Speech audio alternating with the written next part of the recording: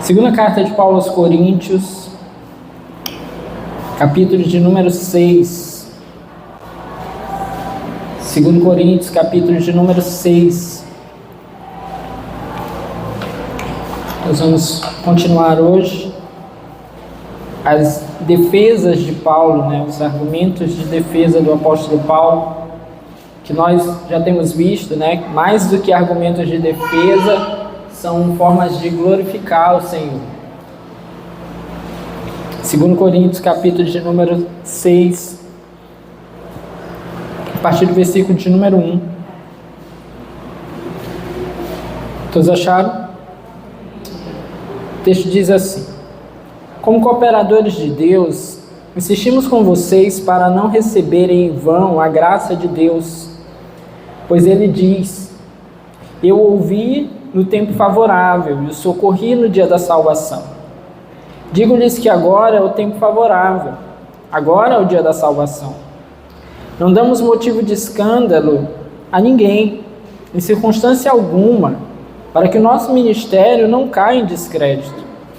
Ao contrário, como servos de Deus, recomendamo-nos de todas as formas em muita perseverança, em sofrimentos, privações e tristezas, em açoites, prisões e tumultos, em trabalhos árduos, noites sem dormir e jejuns, em pureza, conhecimento, paciência e bondade, no Espírito Santo e no amor sincero, na palavra da verdade e no poder de Deus, com as armas da justiça, quer de ataque, quer de defesa, por honra e por desonra, por difamação e por boa fama, tidos por enganadores, sendo verdadeiros, como desconhecidos, apesar de bem conhecidos, como morrendo, mas eis que vivemos, espancados,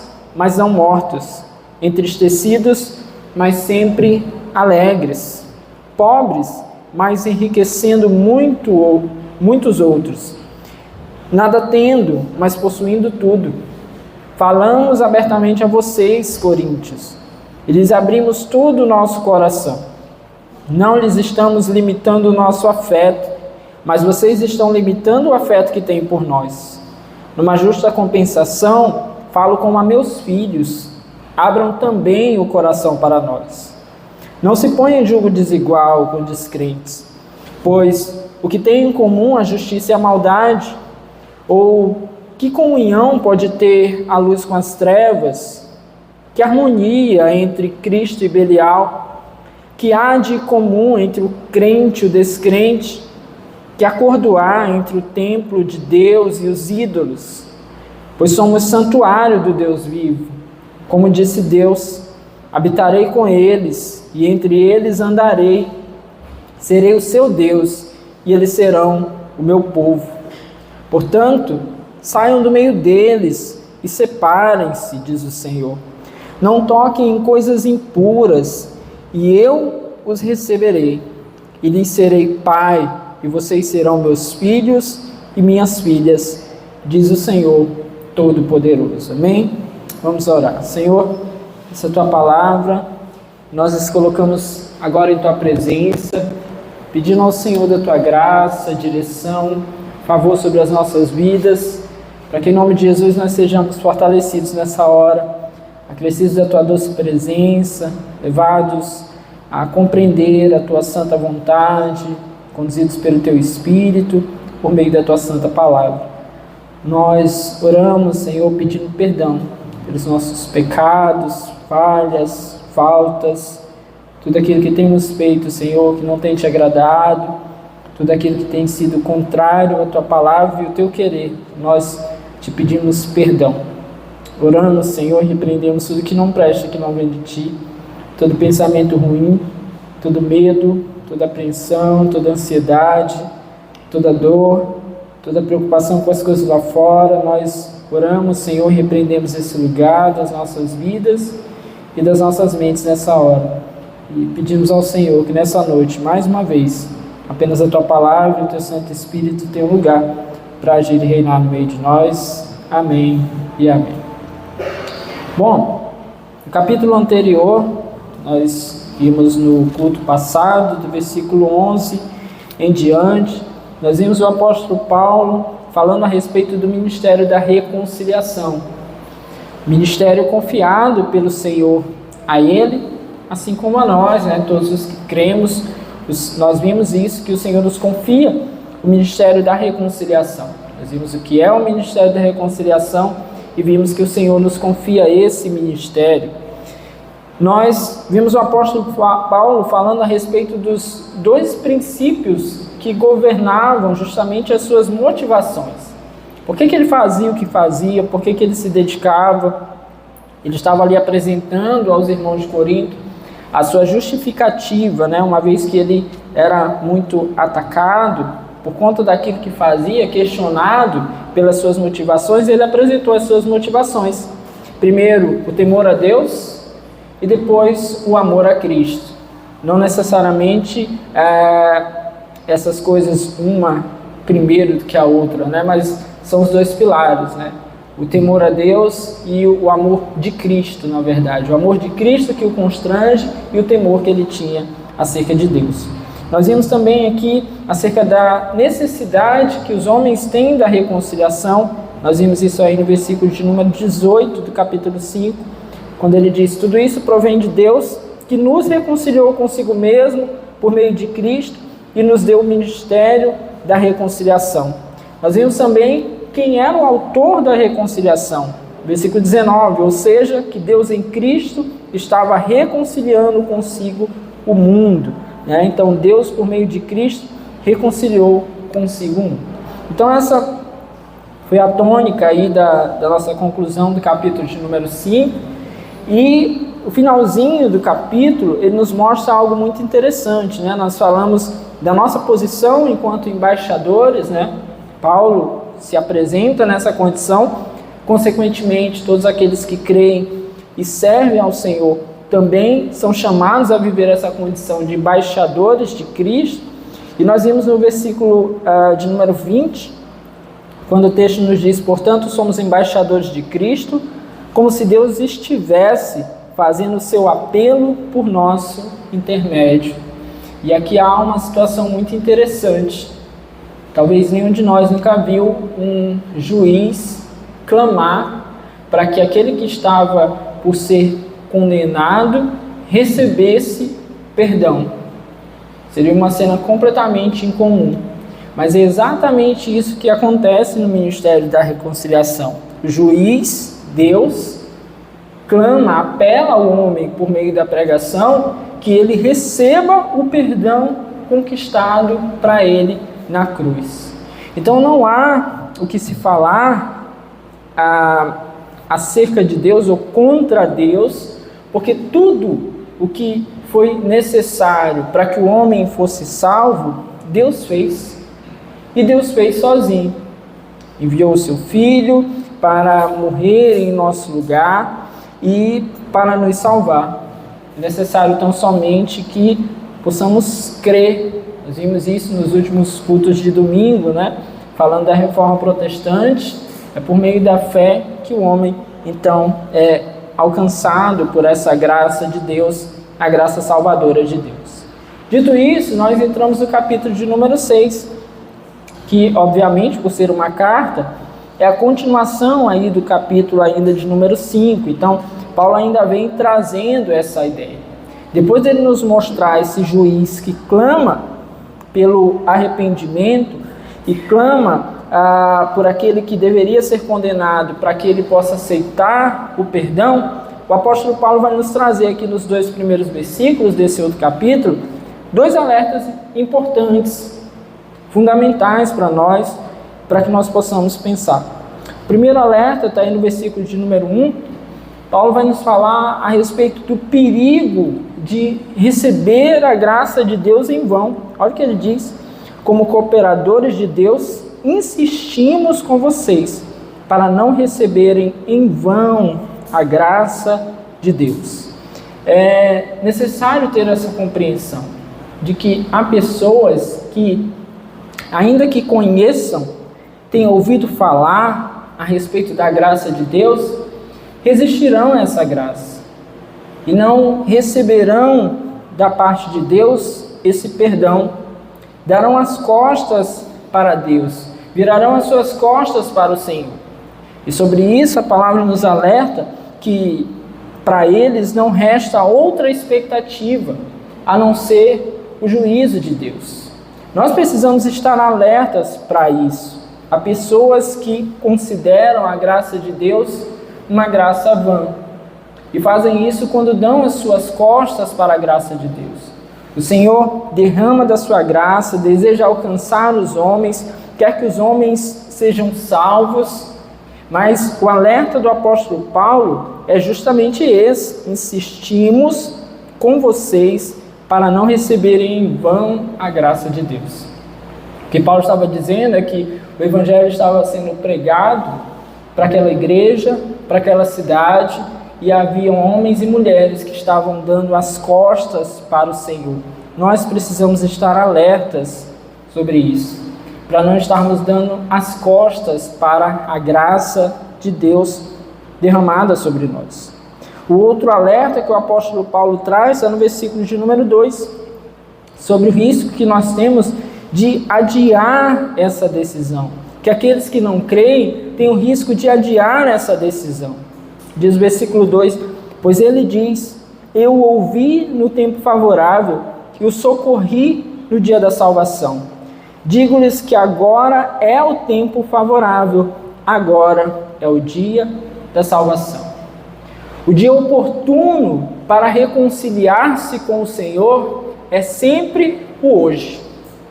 Nunca haverá um dia depois que poderá ser mais propício. Nunca haverá um novo dia que poderá ser mais propício para nós nos arrependermos dos nossos pecados, para nós nos voltarmos a Deus. Nunca haverá um outro dia para que nós possamos abandonar a nossa velha vida e nos voltarmos ao Senhor e sermos abraçados pela sua graça. Nunca haverá um outro dia propício, é o que Paulo está dizendo. Digo-lhes que agora é o tempo favorável, agora é o dia da salvação. O Espírito Santo apela aos ouvintes hoje. O Espírito Santo fala por meio dos embaixadores de Cristo hoje. E é isso que nós temos que saber. O tempo é hoje. E aqui tem duas perspectivas. Primeira é justamente a perspectiva do pecador, de entender que para ele não há um tempo amanhã para ouvir novamente, para que possa se arrepender. Porque nenhum de nós tem controle sobre esse novo tempo. Nenhum de nós sabe o que vai acontecer amanhã ou daqui a pouco. Nenhum de nós tem controle sobre isso. Por isso, aqueles que estão sendo ouvintes do Evangelho, aqueles que estão ouvindo o chamamento da graça de Deus, só tem o hoje. O tempo favorável é hoje. Mas aqui também há um outro lado. O lado de que aqueles que estão anunciando, aqueles que estão sendo os embaixadores, só tem o hoje. Nós só temos o hoje. A Neuza não desceu para orar pelas crianças, que ela está hoje devastada. Morreu uma criança lá do clubinho, na Madre Deus, lá onde eles já têm, acho que há 9 anos, um trabalho evangelístico. Uma criança de 2 anos de idade, que nas últimas semanas ainda estava lá indo no clubinho. Aí ela mandou 2 fotos hoje, do menino adorando o Senhor no momento de louvor, acho que foi no encontro deles do Dia das Crianças, 2 aninhos de idade, olhos fechados, mãos levantadas, e a mãe dele com ele no braço, olhando para ele, admirada, quem olhasse assim e dizia assim, eu nem sabia que meu filho podia ter essa consciência, e ela olhando admirada. O menino foi para o hospital uns dias atrás, aquele negócio, né? Atendimento, infelizmente, às vezes na rede pública não é tão minucioso. volta para casa, é só uma manchinha, dá para tratar. E aí sentiu a piora essa semana, voltou para o hospital, foi entubado e hoje não resistiu.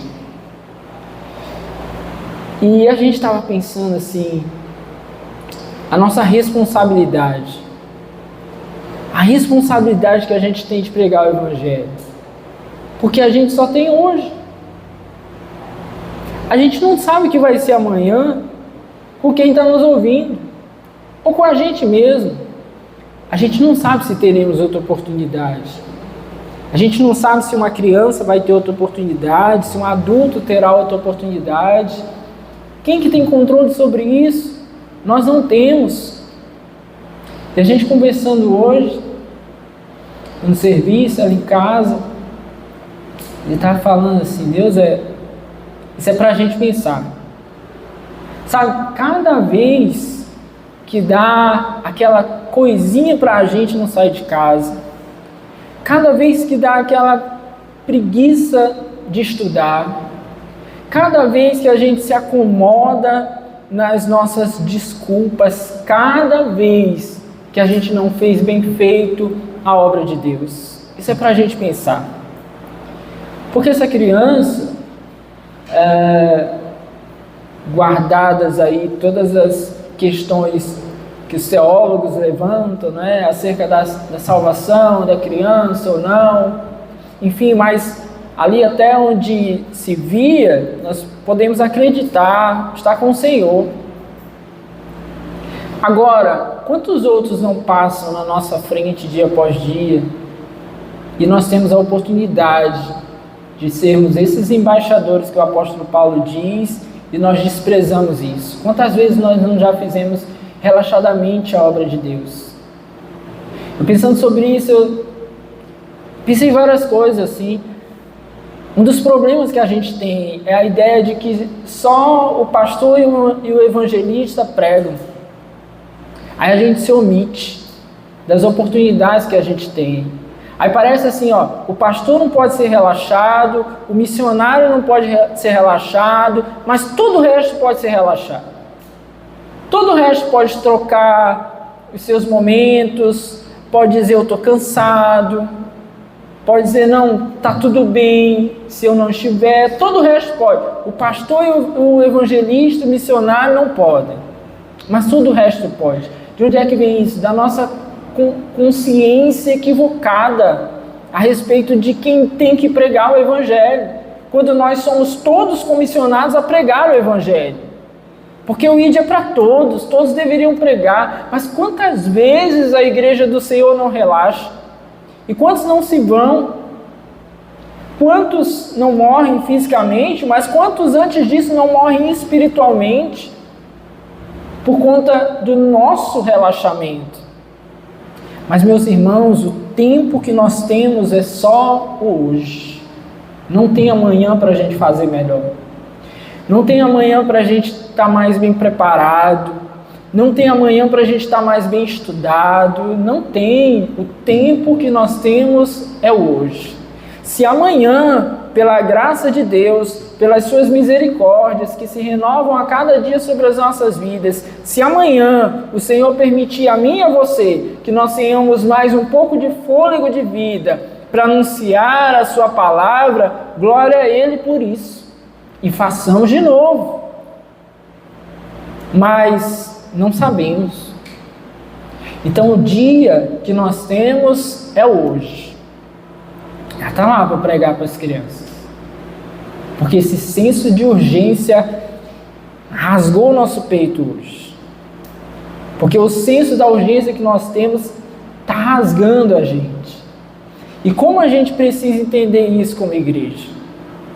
Como a gente precisa entender que está aqui esse final de semana para uma conferência como essa, diz mais a respeito do que Deus está fazendo do que nós queremos.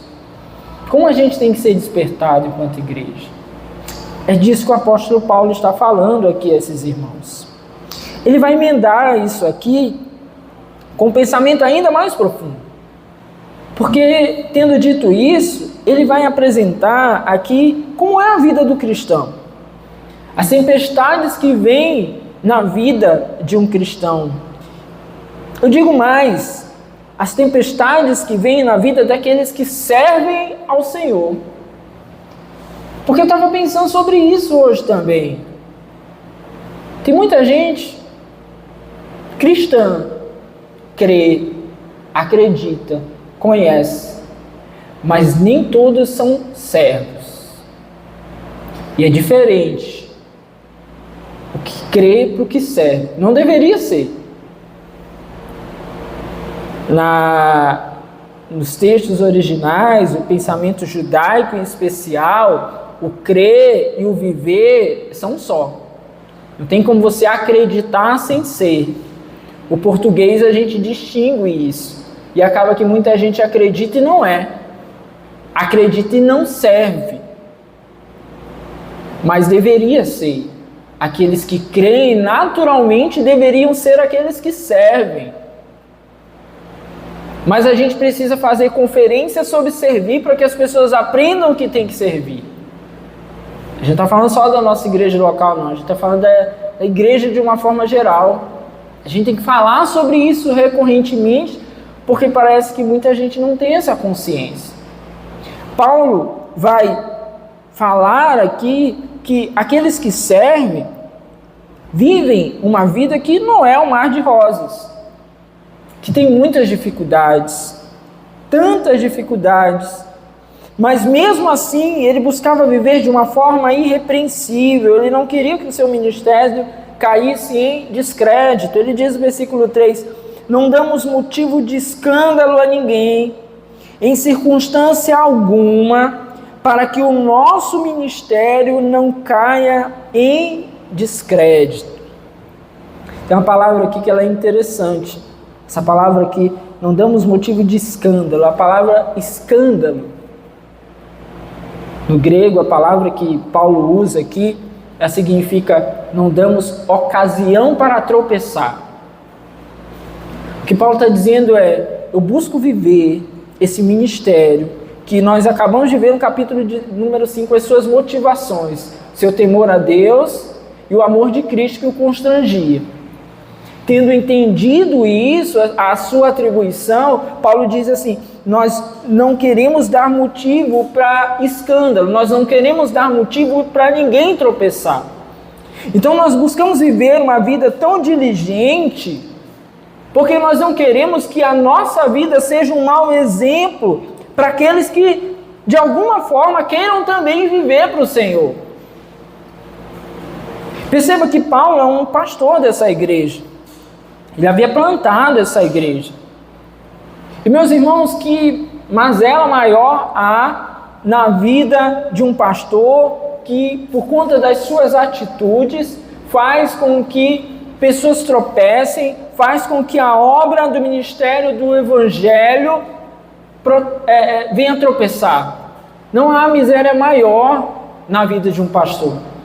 Daquele que foi colocado para conduzir um rebanho, daquele que foi colocado para levar pessoas a viver tal qual Cristo, e pelo contrário, ele as faz tropeçar, as faz cair, as leva para um lugar onde não encontram água, as levam para um lugar onde elas não encontram pastagem para se alimentar, as levam muitas vezes para a beira de um precipício. É sobre isso que o apóstolo Paulo está falando.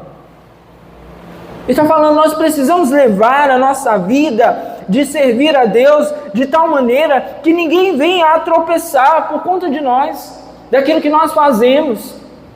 Pelo contrário, nós precisamos ser exemplo. O nosso ministério não pode cair em descrédito. Paulo certamente não está falando isso por causa de si mesmo. Paulo está falando disso porque ele sabe o que ele carrega. Ele sabe o tesouro em vaso de barro que está sendo carregado, que é o Evangelho. Então não pode fazer ninguém tropeçar. Esse ministério não pode cair em descrédito. E é tão necessário então que nós vivamos de uma maneira diligente naquilo que nós fazemos. Dedicada. buscando nos aperfeiçoar, entendendo sim as nossas limitações, as nossas fraquezas humanas. Paulo vai falar aqui sobre várias coisas agora, mas entendendo acima de tudo que nós vivemos para glorificar a Deus.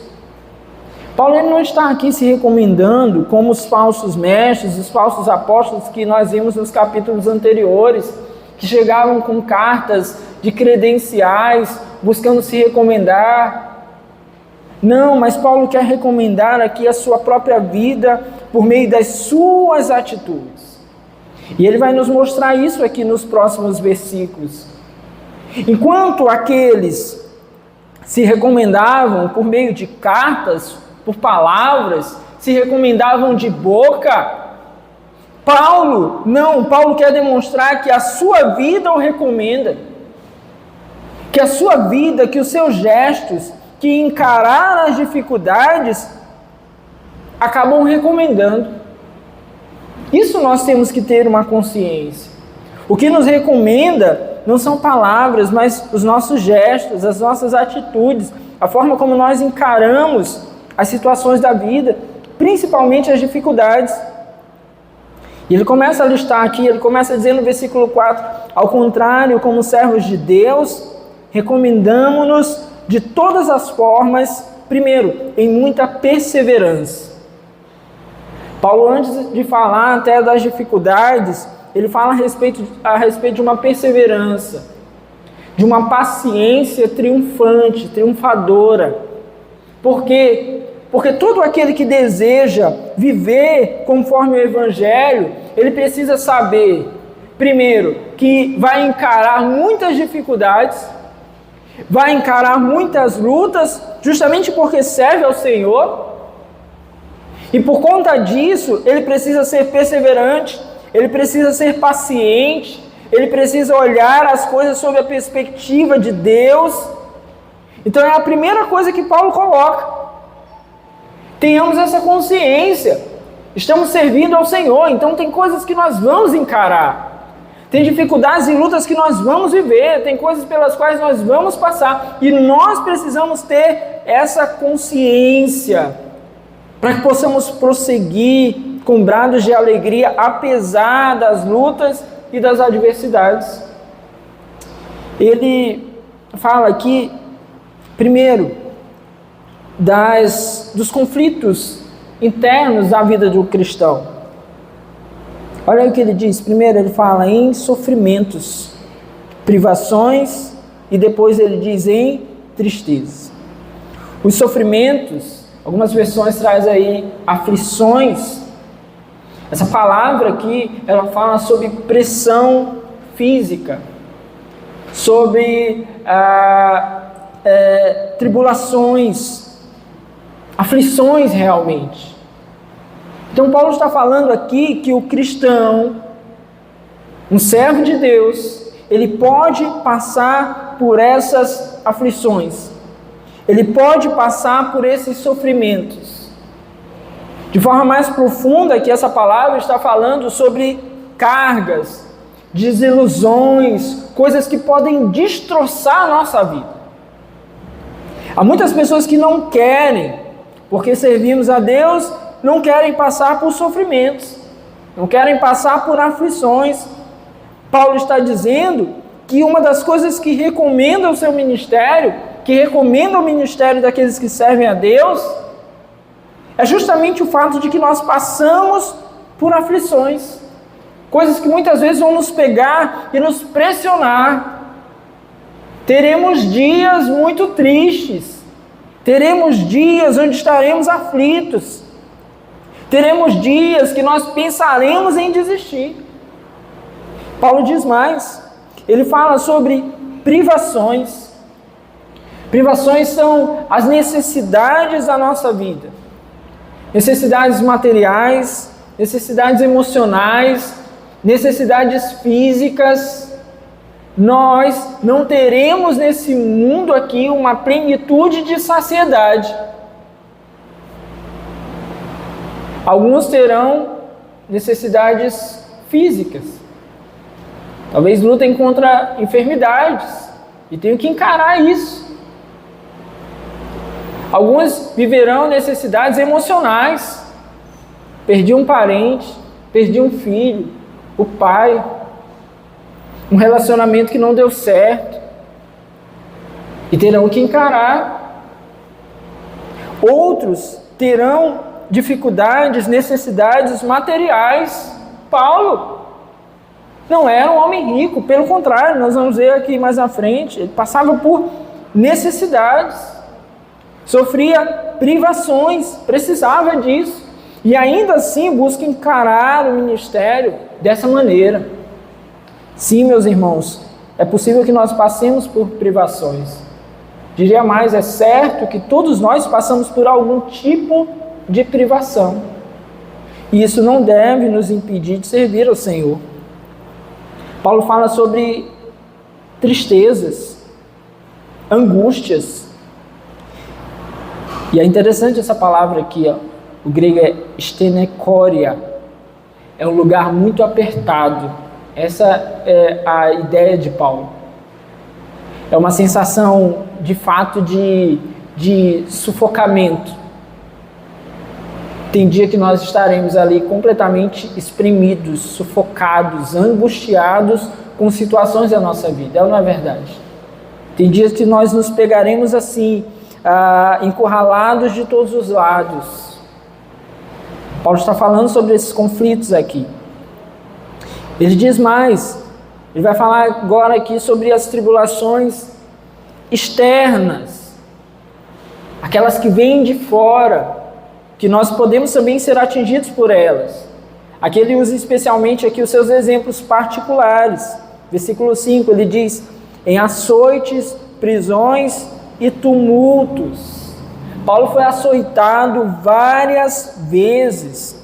Ele fala sobre isso lá no capítulo de número 11. Mas à frente nós chegaremos aí no capítulo de número 11, mas ele diz lá nos versículos 24 e 25, 5 vezes recebi dos judeus 39 açoites, 3 vezes fui golpeado com varas, 1 vez apedrejado, 3 vezes sofri naufrágio, passei uma noite e um dia exposto à fúria do mar. São sofrimentos de Paulo, os açoites de Paulo. Paulo está falando de açoites físicos, que ele sofreu por conta das perseguições que ele sofria. Paulo fala aqui das prisões. Ele passa vários dos anos do seu ministério na cadeia e termina a sua vida preso numa masmorra e só sai de lá para ter a cabeça cortada. E ainda assim tratou de cumprir o seu ministério apesar das prisões.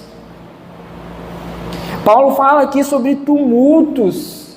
Só em Atos são registrados 8 tumultos por conta da presença de Paulo ou da pregação de Paulo. Só no livro de Atos. Que a gente está pegando aqui um período de muitos anos que Atos registra, e só ali tem 8 registros de tumultos causados pela presença ou pela pregação de Paulo. Perseguido, apedrejado, expulso de cidades, tudo isso porque estava ali buscando pregar o Evangelho. E será que nós estamos esperando as situações hiperfavoráveis para pregar? Será que nós estamos esperando as situações melhores para pregar o Evangelho?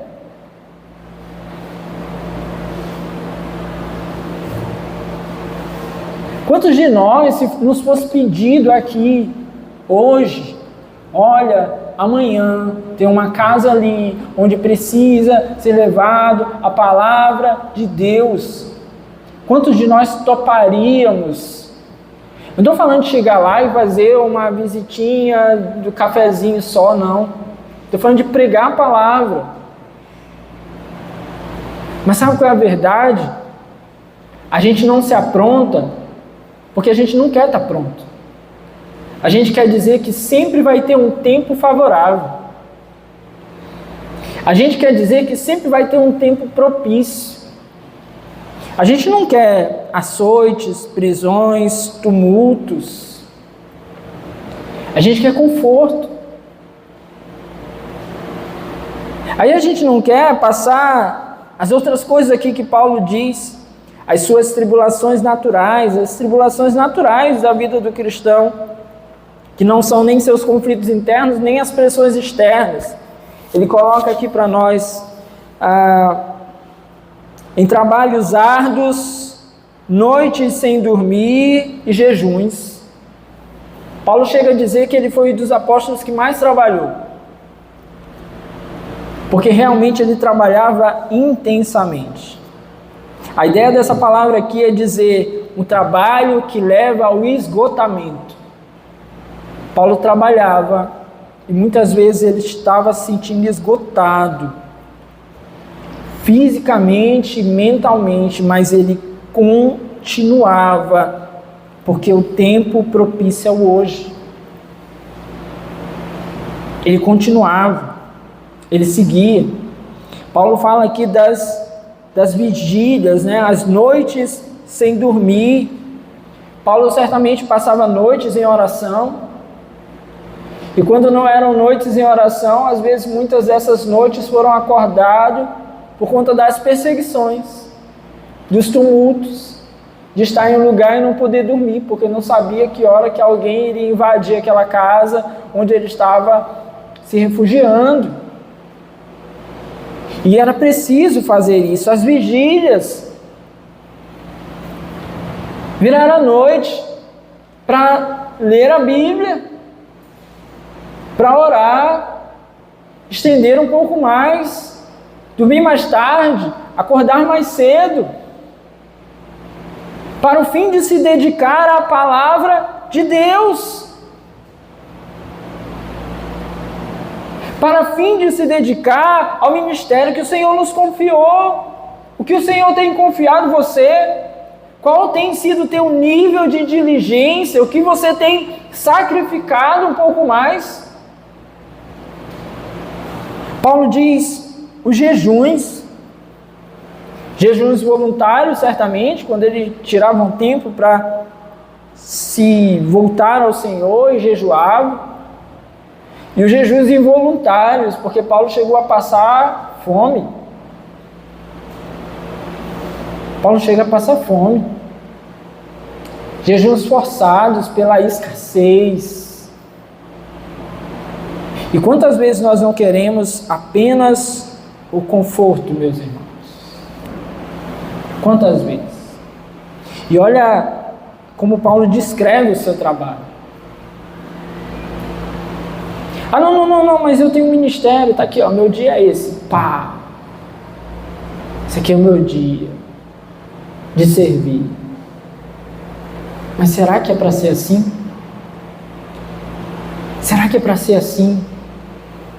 Será que é isso mesmo? Será que é só isso? Será que a gente tem se dedicado? É para uma consciência geral isso aqui. Quando Paulo fala essas palavras aqui, é para nos levar a uma consciência geral. Eu já estava conversando ali na porta com o Giovanício e o Valdeir, né? A gente estava falando lá do trabalho dos presídios, né? Aí acho que foi o Giovanício que falou assim, é recompensador, mas é cansativo. Não sei se foi o Valdeir que falou. A gente estava conversando lá.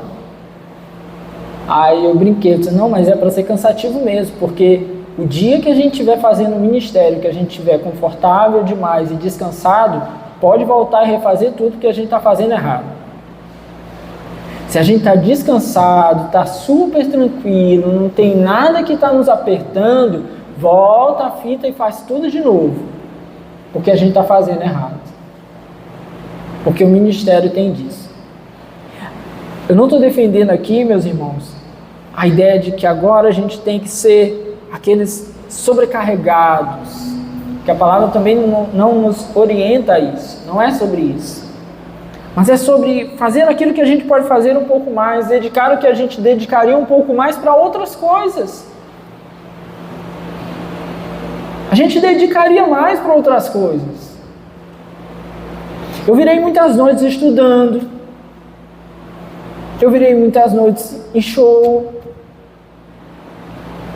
Eu não me permito olhar para as coisas que eu faço para Deus e achar que eu posso fazer de qualquer jeito. A gente não pode aceitar isso. A gente passa 8 horas do dia no trabalho. A gente rala para ganhar o dinheiro que vai cair ali na conta da gente. Mas às vezes para aquilo que tem valor eterno, espiritual, para a mensagem que salva vidas, a gente não dá o mesmo valor. A gente despreza. E essa é a verdade. Muitas vezes a gente despreza. A gente vai ter que ralar. A gente vai ter que se dedicar. Eu prego toda quarta e domingo. Não tem sermão pronto lá em casa me esperando, só para pregar. Tem que ter tempo. Às vezes é no carro, estudar em áudio, pegar lá alguém que dá uma aula, uns canais que eu já conheço, tem umas referências, tem um pregador. Nem sempre dá para eu sentar e ler os comentários do jeito que seria o mais indicado, porque às vezes não vai dar mesmo. Às vezes não vai dar. Mas o tempo que a gente tem é hoje, então a gente tem que pregar. Porque o da semana que vem, eu não sei se eu vou estar aqui para entregar o melhor sermão. O tempo é hoje. E essa consciência que a gente tem que ter. Mas talvez a gente pense assim, não, mas os fardos são pesados demais. Mas é por isso que nós não estamos sozinhos, amém? E por isso que o apóstolo Paulo também fala sobre isso aqui. Ele diz no versículo 6, ele começa a falar a respeito das capacitações que ele recebeu de Deus para que ele pudesse cumprir isso. Ele diz, em pureza, ele diz, em conhecimento, paciência e bondade. É claro que não é uma pureza que procede dele. Paulo não falaria que todos pecaram, que todos estão destituídos da glória de Deus. Paulo não falaria a respeito do pecado humano e da condição miserável do homem para dizer que agora tem nele alguma bondade, para dizer que dele tem alguma pureza, para dizer que é um conhecimento que brotou dele, ou que veio meramente do seu esforço. Não, isso aqui são coisas que o Senhor vai nos dando. O Senhor vai fazendo de nós, nos ajudando para que tenhamos um coração mais puro, para lidar com a igreja, para não sermos estourados demais, para não sermos pessoas sem compaixão, para não olharmos para o outro com um coração ali mal intencionado. Quando Paulo diz assim, Timóteo, trate as moças mais novas como se fossem suas irmãs. Paulo não está esperando que Timóteo tenha isso de si mesmo. Paulo quer que Timóteo busque isso no Senhor, porque o Senhor colocará em você um coração puro, a tal ponto de que você poderá tratar as moças da sua igreja como se fossem suas irmãs. Você não será um lobo no meio da igreja. É isso. A gente diz assim, nos falta. Mas o Senhor diz, eu entrego a vocês. Eu dou a vocês pureza. Eu dou a vocês conhecimento. Dou a vocês paciência. Tem gente que diz assim, mas eu não tenho paciência. Tem gente aqui que já me disse assim, pastor, eu queria ter a paciência que o Senhor tem. Eu não tenho, é o Senhor que dá. Fosse a minha vontade mesmo. Em casa que a gente é mais vulnerável, a gente estoura mais rápido. Mas a gente tem que voltar e pedir para Deus de novo, Senhor, nos dá paciência. Nos dá paciência. Tem que pedir para Deus. A gente tem que clamar ao Senhor, esperar que venha dele, pedir ao Espírito bondade. Bondade aqui tem a ver com esse sentimento de Paulo de estar mais entregue aos outros do que a si mesmo. Ser bondoso. Ele diz, no espírito e no amor sincero. Porque é o espírito que nos conduz. Um amor sincero, que não se preocupa consigo mesmo e com as suas vontades. Isso provém de Deus, meus irmãos. Ele diz, na palavra da verdade e no poder de Deus. Perceba, não é na palavra de Paulo. É na palavra da verdade. Por que Paulo não se recomenda por si mesmo, mas pelas suas atitudes? Porque quando ele fala agora as palavras de Deus e não as suas palavras. O que nos recomenda não é o que nós pensamos ou temos a vontade um dia de falar, é aquilo que nós falamos da parte de Deus. É quando nós proclamamos a sua palavra.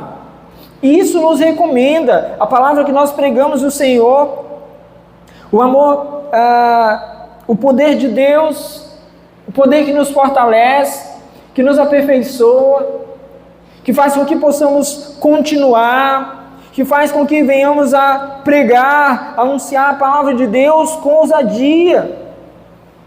Paulo diz: com as armas da justiça, quer de ataque, quer de defesa. As armas que procedem da justiça de Deus, da justiça que Ele derrama sobre nós, que faz com que ora tenhamos um escudo que nos defende, ora tenhamos uma espada que nos permite atacar, lançar, ir com ousadia. No versículo 8, agora em diante, Paulo vai nos apresentar justamente essa vida cristã que é cheia de paradoxos, que é a vida da contramão, é a vida das coisas que parece que não faz sentido. Mais do que isso, Paulo quer nos mostrar claramente o quanto é diferente a visão do homem, a perspectiva do homem com relação à perspectiva de Deus. E por que isso é tão importante? Porque há muitas pessoas que param no meio da caminhada porque contam com a perspectiva do homem. Olham para si, para o seu ministério, para aquilo que tem vivido, da perspectiva do homem. E por isso param.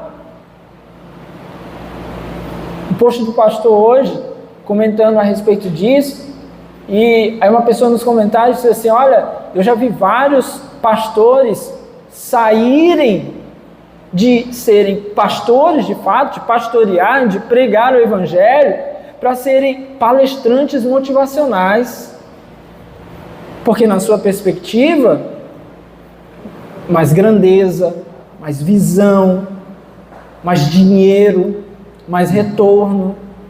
Essa é a perspectiva humana. Enquanto pastor, precisa ser resignado, piedoso, não buscar o ganho financeiro. Então o que Paulo vai dizer agora nos próximos versículos é justamente isso: igreja, Corinto, igreja na palavra, pensem nisso. Vocês precisam olhar as coisas com a perspectiva de Deus, que em geral será diferente da perspectiva desse mundo. Algumas coisas que ele cita aqui: por honra e por desonra. Paulo era considerado a escória dos homens. Para aqueles homens ali, Paulo era considerado escória muitas vezes. Mas para Deus, certamente, Paulo era honrado. Aqui tem uma outra palavra aqui, que é atmia, que é a palavra sobre desonra. O que é a desonra? Que o termo original ele se refere à perda de direitos. Então, ser desonrado é perder os direitos. Mas Paulo está em Cristo. E em Cristo nós não somos mais cidadãos desse mundo. O que a cidadania nos concede? Direitos. A desonra desse mundo nos tira os direitos, mas sermos cidadãos dos céus nos concede os direitos dados por Deus. Honras que vêm da parte do Senhor, que Ele nos concede, amém? Isso é maravilhoso. Enquanto esse mundo muitas vezes quer nos desonrar, nós temos a honra de poder participar do reino de Deus. Nós temos a honra de saber que, estando no Senhor, nós teremos o privilégio de viver com Ele para sempre, no seu reino, na sua glória. Recebermos nós corpos glorificados. Honras daqueles que são cidadãos dos céus. Paulo diz: por difamação e por boa fama. Enquanto ele era difamado por muitos homens, diante de Deus ele tinha boa fama. Talvez muitos vão nos difamar, De repente alguém da sua família vai zombar de você todas as vezes que você sai para a igreja, ou todas as vezes que você abre a sua Bíblia em casa, ou todas as vezes que você diz que vai orar. Vai zombar de você todas as vezes que você diz que não vai participar de determinada coisa, porque aquilo não é agradável a Deus. Mas aos olhos de Deus, você terá boa fama. Será visto pelos olhos do Senhor de uma maneira agradável. Paulo diz, tidos por enganadores, sendo verdadeiros. Enquanto os homens tratavam Paulo como sendo um enganador, ele tinha a consciência limpa diante de Deus. Às vezes vão olhar para a gente e vão criticar, porque o evangelho que a gente prega, vão dizer assim, isso é uma mentira. Estava vendo hoje, parece que teve um achado arqueológico, não lembro agora o local, que estão pesquisando lá, porque, segundo os pesquisadores, talvez ali fosse os restos, ou pelo menos a marca do lugar onde teria parado a Arca de Noé. Eles estão pesquisando lá, tirando as medidas, porque é tudo muito semelhante às medidas da Bíblia. Aí você entra lá nos comentários, tanta gente dizendo assim, lá vem os crentes com a sua maluquice, lá vem esses aí falando sobre a Bíblia, como se nós falássemos engano. Mas diante de Deus, não somos enganadores, pelo contrário, como Paulo acabou de falar, nós carregamos a palavra da verdade, amém? É isso que nós carregamos, ainda que olhem para nós e nos tratem como enganadores. Paulo diz, versículo 9, como desconhecidos, apesar de bem conhecidos. Enquanto o mundo desdenha de nós não temos a fama, nós não temos o nome, nós não somos reconhecidos, não somos os influenciadores, não somos os artistas cobiçados. Para esse mundo somos desconhecidos, mas seremos lembrados nos céus, amém? Seremos reconhecidos pelo nosso Senhor, olharemos para Ele um dia face a face e Ele nos chamará pelo nosso nome. Enquanto esse mundo nos trata como desconhecidos, o Senhor olha para nós e nos conhece, conhece quem nós somos, nos olha todos os dias e nos acompanha. Paulo está falando sobre isso. Paulo diz, como morrendo, mas eis que vivemos. Paulo viveu sob constantes ameaças de morte, mas o Senhor, enquanto quis, o livrou, fez com que ele escapasse ali daquelas ameaças de morte. Paulo segue e diz, espancados, mas não mortos, sofreu muitas dores, foi castigado, porém não morreu. Mais uma vez, o Senhor o preservou muitas vezes da morte. Paulo diz, versículo 10, entristecidos, mas sempre alegres. Talvez nos entristeçamos com as coisas desse mundo, com as situações que vemos, com as notícias que chegam até nós, com as preocupações que muitas vezes esse mundo nos traz. Paulo diz, mas sempre alegres, porque a nossa alegria, ela não está nas coisas, ela não está nesse mundo. A nossa alegria tem um nome, a nossa alegria é uma pessoa, e é Jesus. E por isso nós nos alegramos. Então, mesmo que nos entristeçamos por algum tempo com as coisas desse mundo, porém a nossa alegria, ela vem do Senhor. Isso nos fortalece. Ele diz, pobres, mas enriquecendo muitos outros. Como eu disse, Paulo foi pobre, ele não tinha dinheiro. Pelo menos depois da sua conversão, Paulo abandona todo o status que ele tinha como um fariseu zeloso.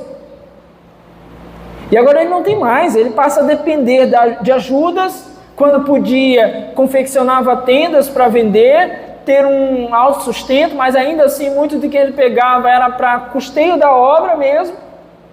Dependia de ajudas, de ofertas. O que recebia não tomava para si mesmo, ajudava outros irmãos. Então Paulo passou a viver uma condição de não ter dinheiro. Mas o tesouro mais precioso, ele já nos disse, era carregado em um vaso de barro. O Evangelho de Deus, o tesouro mais precioso, Paulo tinha. Podemos não ter riqueza nesse mundo, podemos não carregar em nós uma ostentação, meus irmãos, mas o tesouro mais precioso nós temos. Não fique lá olhando o Instagram, desejando porque aquele tem, se sentindo mal porque o outro possui. Não olhe nem para o seu irmão se um tem mais do que você e você não tem, porque o tesouro mais precioso que nós temos se chama Jesus Cristo. Nós carregamos esse tesouro como sendo o Evangelho. Se o Senhor nos conceder, glória a Ele, que o seu nome seja glorificado por isso, mas não que nós andemos angustiados, porque podemos não ser ricos, mas podemos, como Paulo diz aqui, enriquecer muitos outros com a pregação do Evangelho. Podemos enriquecer aqueles que ouvem as palavras que nós pregamos, a palavra de Deus. E ele conclui esse trecho dizendo: nada tendo, mas possuindo tudo. Nós não vivemos aqui como quem quer ter tudo desse mundo, porque essas coisas perecem, passam, ficam. Mas possuindo tudo. E sobre o que Paulo está falando? Sobre ter Deus, sobre ter recebido dessa graça, sobre ter sido cuidado por Ele, achado por Ele, amado por Ele. Então podemos nada ter desse mundo, mas possuindo tudo que nós precisaríamos, nós temos. Assim o Senhor nos prometeu que nós teríamos tudo aquilo que fosse necessário, segundo o seu pensar. Ele nos dá, nos concede, supre as nossas necessidades. E isso é bom. E nós precisamos nos conformar com isso, entender isso. E nós vimos aqui o quanto é contraditório, muitas vezes, aquilo que esse mundo espera, daquilo que nós vemos. Tendo dito isso, Paulo, que estava aqui numa situação onde esses falsos mestres, esses falsos apóstolos que ali se recomendavam a si mesmos, estavam tentando afastar o coração dos irmãos de Corinto do apóstolo Paulo, que havia plantado aquela igreja, que amava aqueles irmãos, que davam muito trabalho, mas ele amava aqueles irmãos. Paulo tenta aqui uma reaproximação. Primeiro, ele se recomenda não por palavras, mas por gestos, pela verdade que ele vive. Foi aquilo que nós lemos até aqui. E agora ele fala com eles acerca do amor, da necessidade. Primeiro, versículo 11: falamos abertamente a vocês, coríntios, e lhes abrimos todo o nosso coração. O amor, meus irmãos, precisa ser verbalizado. Talvez muitos de nós não conviveram em um lar onde o amor era verbalizado. Eu te amo, me preocupo com você, bom dia, boa tarde, boa noite, como você está? Você já conviveu? Eu conheço algumas pessoas assim, dá para perceber. Gente que não dá bom dia, boa tarde, boa noite, com licença, por favor. Gente que não viveu amor e não consegue transmitir. Mas Paulo diz aqui que o amor precisa ser verbalizado. Falamos abertamente a vocês, coríntios, e lhes abrimos todo o nosso coração. Mesmo com toda a rejeição daqueles irmãos, Paulo verbaliza amor a eles. Sabe por quê? Porque o amor, meus irmãos, ele é uma ação, muito mais do que um sentimento. Tem muita gente que entende que o amor é sentimento. Amor, ele é muito mais ação do que sentimento. Por isso Paulo orienta aqui, de alguma forma, que esse amor precisa ser verbalizado. Além de verbalizado, esse amor precisa ser demonstrado. Olha o que Paulo diz: não lhes estamos limitando o nosso afeto, mas vocês estão limitando o afeto que têm por nós. Numa justa compensação, falo como a meus filhos, abram também o coração para nós. O amor precisa ser demonstrado. Porque há tantas pessoas que caem em desespero depois da morte de um ente querido. Além de toda a dor que isso envolve, há muitas pessoas que se sentem culpadas, porque não amaram antes, porque não abraçaram antes, porque não cuidaram antes, porque não estiveram atentos à necessidade antes, e aí depois que morre só vem o peso de culpa. Só vem o peso de culpa. Por isso o amor precisa ser demonstrado. Amanhã? Não, hoje. É o que nós temos. O tempo é hoje. É só o que nós temos. Então ele diz, não lhes estamos limitando o nosso afeto, mas vocês estão limitando o afeto que tem por nós. Por fim, ele fala que o amor precisa ser retribuído, versículo 13, numa justa compensação, falo como a meus filhos, abram também o coração para nós. O amor precisa ser retribuído.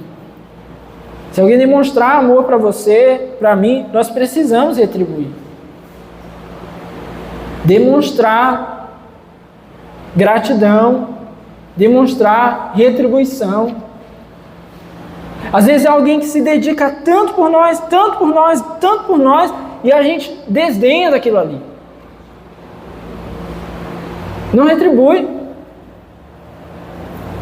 Eu vi um exemplo simples. Alguém, eu vou falar alguém porque pode ser mais do que uma mãe ou uma esposa, né? Mas alguém foi lá e fez o almoço. Acabou o almoço. Se eu entendo que aquela pessoa parar ali para fazer o almoço foi um gesto de amor por mim, pela família, pela casa, eu posso retribuir lavando as louças. Não era para ter numa casa a lista de quem lava a louça esse dia, esse dia, esse dia. Era para ter briga para lavar a louça. Porque alguém nos amou fazendo a comida. Não é? Às vezes você não pode lavar tudo, mas vai lá e faz um pouquinho mais. Você vai lavar um prato e a sua colher lave 3 pratos, 4 pratos, 5. E as 5 colheres. E coloque lá. E um pouquinho mais que a gente fez já tem um significado de demonstrar gratidão por aquele que nos amou. Amém? Por isso Paulo diz, numa justa compensação, falo como a meus filhos, abram também o coração para nós. E tendo dito isso, e ainda que talvez alguns teólogos entendem que esse trecho aqui próximo é separado, alguns ousam dizer que esse trecho aí foi adicionado depois na Bíblia. Mas até onde eu estudei e consegui pesquisar, todos os manuscritos mais antigos da Bíblia, alguns do século II e do século III, trazem esse trecho aqui junto de toda a sequência de 2 Coríntios. Então aqueles que têm uma hipótese de que esse texto aqui teria sido acrescentado, os próximos versículos aí de 14 a 18, falham aí justamente porque os manuscritos mais antigos trazem esse texto. Então, dito isso, a gente precisa entender esse texto aqui à luz daquilo que está acontecendo nesse momento. Por que dizem ser diferente? Porque parece que Paulo abre um parêntese aqui. Quando ele diz assim, não se ponham em julgo desigual com descrentes, pois o que tem em comum a justiça e a maldade? Ou que comunhão pode ter a luz com as trevas? Que harmonia entre Cristo e Belial? Que há de comum entre crente e descrente? Que acordo há entre o templo de Deus e os ídolos? Pois somos santuário do Deus vivo. Bom, por que Paulo disse isso aqui? E aí é bom entender, porque muitas vezes a referência a julgo desigual, ela só vem em relação a casamento, né, namoro, o pessoal usa muito, mas à luz do texto aqui, de todo o contexto que Paulo vem trazendo, nós conseguimos identificar aqui claramente que Paulo está se referindo a esses irmãos, com quem ele tem dificuldades agora, porque eles estão se afastando dele, não estão retribuindo o seu amor, e isso está acontecendo porque Porque há, segundo Paulo, um jugo desigual. E que jugo desigual é esse que está ocorrendo? Justamente com esses falsos mestres, esses falsos apóstolos que pregam mentiras, que pregam engano e que tentam afastar o apóstolo Paulo da igreja. Consequentemente, afastando a verdadeira pregação do evangelho da igreja. E é justamente isso que Paulo está dizendo: não se ponham em jugo desigual. Não venham a caminhar juntos. Você sabe o que é jugo, né? Já deve ter escutado 300 mil pregações sobre isso, né? É a canga, aquela peça, né, que coloca sobre dois animais.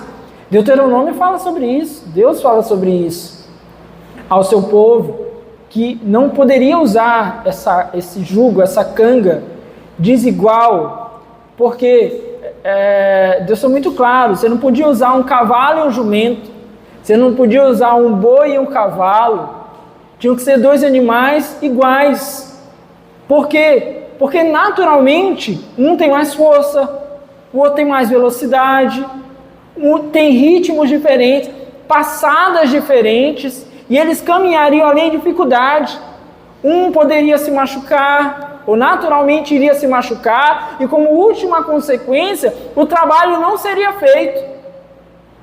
Isso acontece quando há um jugo desigual. Paulo diz que a igreja de Corinto, que é a igreja de Cristo, apesar das suas muitas dificuldades, se une com mestres falsos, que não pregam um verdadeiro evangelho. Ali há um jugo desigual. E quando isso ocorre, Paulo está dizendo assim: olha, não se ponham com esses descrentes, porque Paulo considera que são descrentes todos aqueles que não pregam o verdadeiro evangelho. São descrentes, ainda que se apresentem como pastores, como líderes, como apóstolos, como bispos, se não pregam o verdadeiro evangelho, Paulo os considera como descrentes. Quando uma igreja genuína se junta com falsos mestres, há aqui um jugo desigual.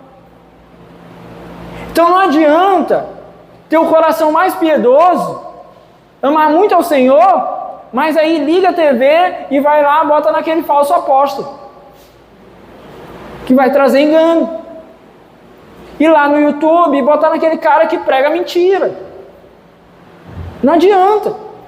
Por quê? Porque nós não devemos nos pôr em jugo desigual. É óbvio também que, como consequência, isso aqui serve para várias outras áreas da nossa vida. Os mais tradicionais, né, de serem ditos: o casamento, o namoro, os negócios. Aí você vai lá, você é um cristão, aí você gosta de fazer os seus negócios certinhos, aí você vai lá e fecha uma sociedade, quer crescer a sua empresa, aí você fecha uma sociedade com um cara lá que, além de não conhecer a Deus, ele gosta de fazer as coisas na mutretagem, gosta de fazer desvios, gosta de sonegar impostos. Vai dar certo? Não vai dar certo. Aí você vai casar com um não cristão, você já temente a Deus, aí você vai, aqui namoro evangelístico, né? Casamento evangelístico, aí você vai casa com um não cristão. Aí casou, até o dia do casamento estava tudo bacana, até que surgem os primeiros conflitos. Hoje é dia de ir para a igreja, não, hoje é dia de ir para a casa dos meus pais, que era todo domingo assim, na cerveja lá, minha amiga.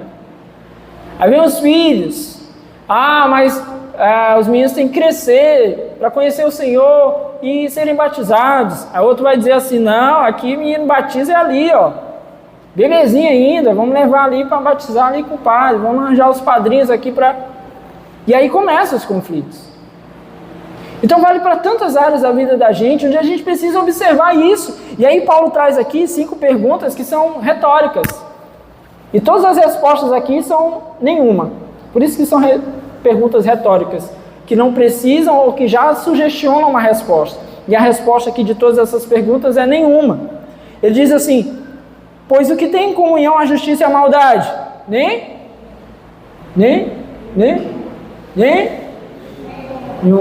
Me ajuda aí, gente, por favor. Está acabando. Que comunhão pode ter a luz com as trevas? Que harmonia entre Cristo e Belial? Harmonia que é uma palavra interessante para a gente parar. Harmonia que é exatamente a palavra que se refere à harmonia na música. É a mesma palavra que Paulo usa, que se refere à orquestra. É como se fosse vários instrumentos ali, todos diferentes, com seus timbres diferentes, com as suas aplicações diferentes. Um é corda, outro é teclado, outro é instrumento de percussão, e eles precisam tocar juntos uma música. E Paulo está dizendo aqui, entre Cristo e Belial, que era a forma como os judeus se referiam a Satanás. Era como se fosse aqueles dando um apelido a ele. O bicho ruim, tipo a gente fala assim, o bicho ruim. Era como se os judeus falassem isso aqui. Paulo está dizendo aqui, tem alguma harmonia entre eles dois? Você já imaginou aqui Jesus tocando numa orquestra com Satanás? Uma música junto? Não tem. Paulo diz que há de comum entre o crente e o descrente. Não há nada. Não há nada em comum. Que acordo há entre o templo de Deus e os ídolos? Nenhum. Mas, meus irmãos, nós chegamos a um tempo que a gente precisa dizer para os crentes o óbvio. O óbvio. Todo ano agora a gente tem luta com o Halloween. Era para precisar a igreja ter luta com o Halloween, gente? Mas a gente tem que lutar, porque cada vez mais tem adeptos. Nada a ver. Os crentes nada a ver, tudo tem nada a ver. Vou vestir meu filho de Satanás. O que tem nada a ver? Ontem foi uma explosão na internet, que tem um pastor aí que a gente até gosta dele, que ele foi fazer um post na internet. No auge da sua sabedoria, tem aquele dia que o cara defeca pelos dedos, né? Aí foi lá, digitou um negócio lá, com base na história, dizendo que essa festa, ela veio de uma forma que os cristãos antigamente se vestiam dessas coisas para zombar de Satanás. É tipo tentando resgatar, não, a gente pode se vestir porque vai zombar Satanás. Pelo amor de Deus, fala com minha mão. Aí ele tomou tanta pressão, bloqueou até a Neuza, coitado, que foi lá comentar. Foi bloqueada por ele, pastor aí, conhecido. Gente boa ele, eu gosto dele. Depois eu fui lá no privado e disse, pastor, nós amamos o senhor, viu? Mas isso aí a gente não concordou não, desbloqueei a minha esposa. Ele não desbloqueou. Mas, assim, a gente está tendo que lutar com essas coisas. Quem está lá, começa a se relacionar com o descrente, a gente diz, não dá certo. A pessoa diz, vai dar certo. A gente diz, não vai dar certo. Aí, não, mas fulano de tal, que mora na rua não sei das quantas, na casa não sei qual, deu certo. Gente, pode até ser que um dia, um caso deu certo, mas isso é exceção. A regra não é essa. A regra é problema, é treta, é complicação. Paulo está falando sobre isso para a igreja. Igreja, vocês ficam se unindo com aquilo que não é de Deus, com aquilo que não fala sobre Deus, com aquilo que não glorifica Deus, com aquilo que não aponta para Deus, e vocês acham que está tudo bem, mas não está tudo bem. Então não tem nada em comum a justiça e a maldade, a comunhão com as trevas, comunhão pode ter a luz com as trevas, a harmonia entre Cristo e Belial não tem, crente e descrente não tem. Pastor, mas a gente não pode se relacionar, ser amigo? Pode. Amigo de fazer uma brincadeira, falar de futebol, não sei o quê, e acabou. Sabe que muita gente não tem discernimento? É porque está lá na sua amizade com o descrente, ele é mais influenciado do que o influenciador. Ele é influenciado por tudo. O descrente faz isso, que é aquilo, aí ele vai seguindo, vai aceitando, vai fazendo. Posso ser amigo de descrente? Pode. Você tem maturidade para isso? Você tem uma consciência cristã clara para isso? Para você ser um influenciador? Para você estar num campo de missão? Se não tem, você está sendo o alvo da missão de Satanás. E é isso que Paulo está falando aqui, que nós temos que despertar. E como ele conclui, para não ficar apenas nas suas palavras, Paulo conclui com a palavra de Deus. Como disse Deus, Paulo fala, habitarei com eles e entre eles andarei. serei o seu Deus e eles serão o meu povo. Paulo diz aqui, usando a palavra de Deus, fazendo referências aqui, a minha Bíblia diz que aqui são referências a Levíticos, Jeremias e Ezequiel. Levíticos, Jeremias e Ezequiel. Paulo fala que, olha, Deus declara que habitará com o seu povo, andará com o seu povo e será o seu Deus. Mas para isso é necessário caminhar com Deus, se permitir caminhar com Deus. E às vezes a gente tem caminhado com tanta influência ruim. Perceba que o esforço que Paulo faz aqui nesse capítulo é tremendo. Porque primeiro ele quer mostrar para esses irmãos que olha o que eu tenho feito, olha o que eu tenho me rasgado, me permitido viver em prol da causa do Evangelho, para que vocês fiquem perto de Deus. Aí no meio do caminho ele mostra assim, mas parece que vocês estão bobos no negócio, porque vocês preferem amar o mundo. É igual a igreja, está aí, cheio de pastor piedoso, se rasgando pela igreja, virando noite para estudar, para pregar um sermão, o cara fica em casa para ouvir porcaria. Vai lá, visita, ama, ajuda, aí depois a pessoa sai da igreja, não estou me sentindo bem. Não dá 2 dias, está desviado. Quando sai assim, sem dizer qual igreja está indo, é batata, vai desviar. Vai desviar, quando assim a pessoa não está com uma consciência já para onde ele vai, dito certo, 90% dos casos, quando diz que vai já é arriscado, que tem uns que vão, visita 2 dias e desvia. Aí o pastor está lá, se dedicando, cheio de pastor aí piedoso, amoroso, se dedicando à igreja, e as pessoas desdenhando.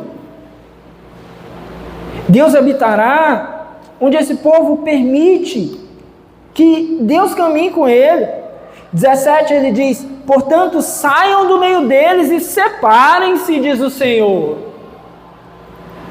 Que Paulo está dizendo assim, meus irmãos, sai do meio desse monte de gente aí que está ensinando besteira para vocês. Às vezes a gente está permitindo que pessoas fiquem ensinando para a gente bobagem. Aí tem aquele influenciador lá da internet que às vezes só fala besteira.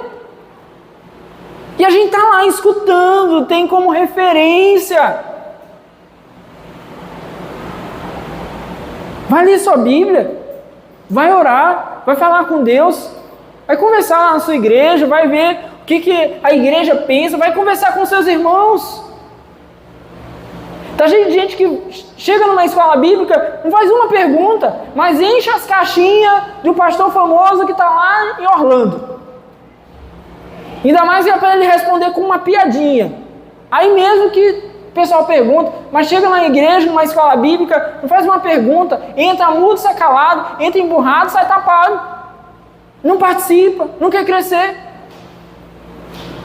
Saiam do meio deles, separem-se, diz o Senhor.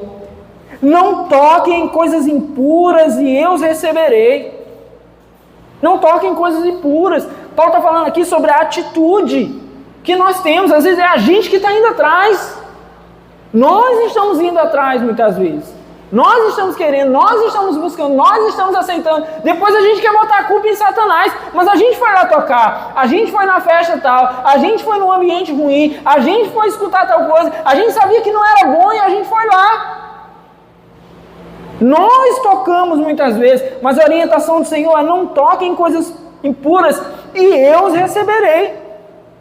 E lhes serei pai, e vocês serão meus filhos e minhas filhas, diz o Senhor Todo-Poderoso. Sabe como o capítulo começa e como ele termina? É mais uma vez, o juiz concedendo perdão e tendo que implorar para que o condenado aceite o perdão que lhe foi entregue. Isso é graça. Abrace a graça. Abracemos a graça do Senhor. Porque quando Ele nos chama, para não tocar nas coisas impuras, para não nos envolver com aquilo que é errado, para nos rasgar como Paulo aqui nos primeiros versículos, pela sua obra, servindo o seu nome. E isso, meus irmãos, é para que Ele caminhe conosco. E tudo que nós precisamos é que o Senhor caminhe conosco. Que a graça de Deus que nos alcança seja por nós abraçada. Em nome de Jesus. Fique de pé no seu lugar, em nome de Jesus. Vamos orar.